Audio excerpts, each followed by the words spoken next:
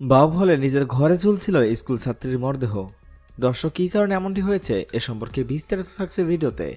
পটুয়াখালীর বাবু হলে মিম নামে এক স্কুল ছাত্রীর মরদেহ উদ্ধার করেছে পুলিশ। রোববার ৯ এপ্রিল সকালে উপজেলার মদনপুর ইউনিয়নের ২ নম্বর ওয়ার্ডের দেওয়ানবাড়ি এলাকায় এই ঘটনা ঘটে।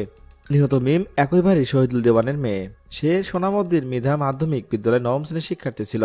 মিমের মা বলেন, বাসায় আমি আর মিম থাকতাম। রোববার মেয়ে সকালে ঘুম থেকে উঠে বলে তার কিছু ভালো লাগছে না, চোখে ঝাপসা দেখছে। এরপরে আমি ওর সঙ্গে কিছুক্ষণ গল্প করি।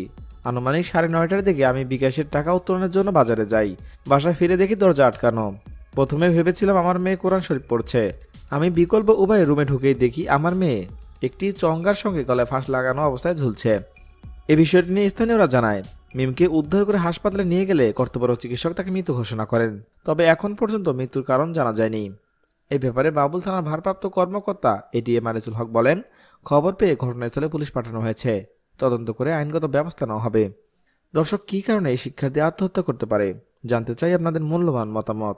এখনকার মতো এখানেই শেষ। পরবর্তী আপডেট নিউজ পেতে চ্যানেলটি সাবস্ক্রাইব করে আমাদের পাশে থাকুন। ধন্যবাদ।